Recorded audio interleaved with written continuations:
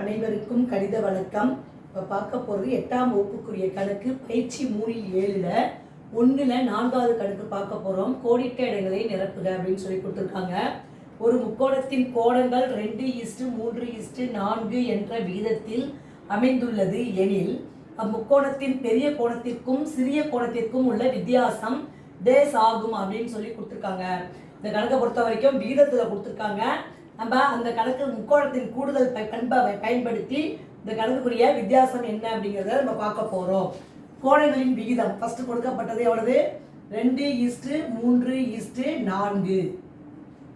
அடுத்து பாருங்க, முக்கோணத்தின் 3 கோணங்கள். அப்ப முக்கோணத்தின் 3 கோணங்கள் நம்ம என்னன்னு வச்சுக்க போறோம்?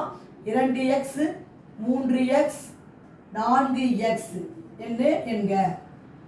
மூணையும் விகிதத்தில் இருக்கிறத நம்ம என்ன பண்ண போறோம்? 3 கோணங்களாக வச்சுக்கிறோம். இப்போ கோணங்களின் கூடுதல் எவ்வளோ? 180 டிகிரி. 3 கோணங்களை கூட்டினால் 180 டிகிரி வரணும். இப்போ பார்த்தீங்கன்னா 3 கோணங்கள் என்னென்ன? 2x + 3x + 4x = 180 degree.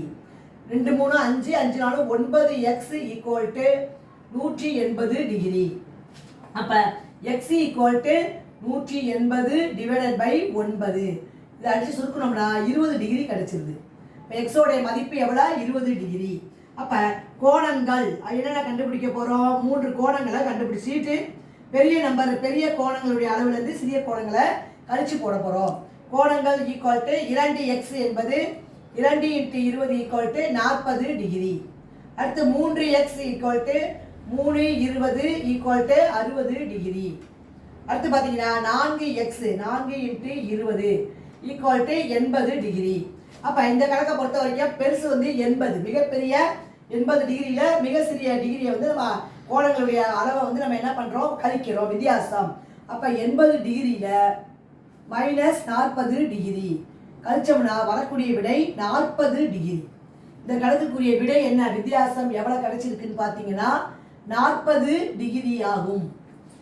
புரிஞ்சுங்களா?